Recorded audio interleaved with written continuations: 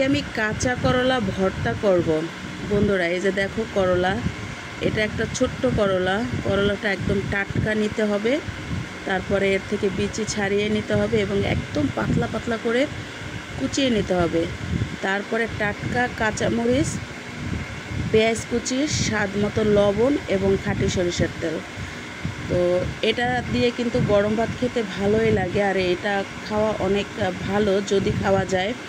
তো আমিও অনেক বছর পর ট্রাই করব। তো এই যে প্রথম পর্যায়ে আমি লবণ দিয়ে, কাঁচা পেঁয়াজ দিয়ে, মরিচ দিয়ে একত্রে মাখিয়ে নিচ্ছি। এই যে মাখিয়ে নিচ্ছি। তারপরে যে করলাগুলো আমি কেটে রেখেছি এটাও সুন্দর করে মাখিয়ে নিতে হবে।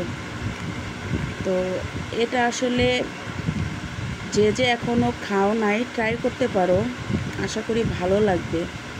করলা তো বেশিরভাগ ভাজাই খাওয়া হয়, কাঁচা তো খুব রেয়ার।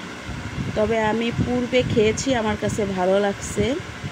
তো আজকে চিন্তা করলাম করলাটা দেখতে অনেক সুন্দর, তো একটা করলা এভাবে নিয়ে তারপরে আমি ভর্তা করি। ভর্তা করে গরম ভাত দিয়ে খেয়ে দেখি কেমন লাগে। আশা করি ভালোই লাগবে, কারণ কাঁচা পেঁয়াজ, কাঁচা মরিচ সব কিছু একদম টাটকা। এই যে দেখুন ফাইনালি করলার কালারটা কত সুন্দর দেখাচ্ছে।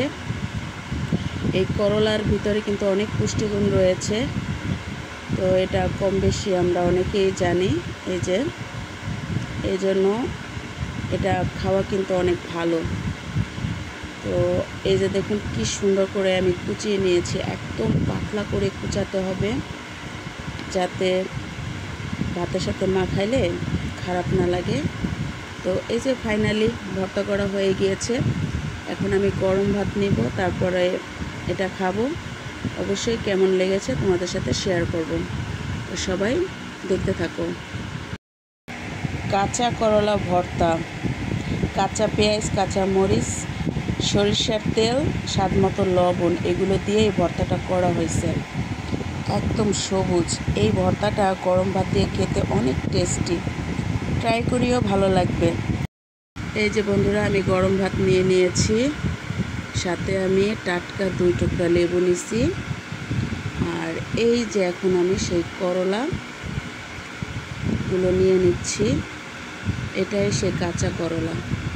তো এখন আমি কাঁচা করলা একটু হালকা লবণ নিছি, এখন আমি এটা ভাত দিয়ে মাখাচ্ছি, গরম ভাত দিয়ে। একটু লেবুর রস নিতেছি উপরে।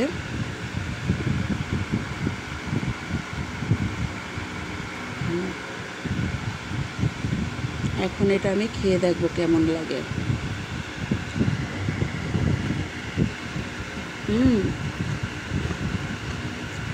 অনেক মজা, একটু তিতা লাগতেছে না।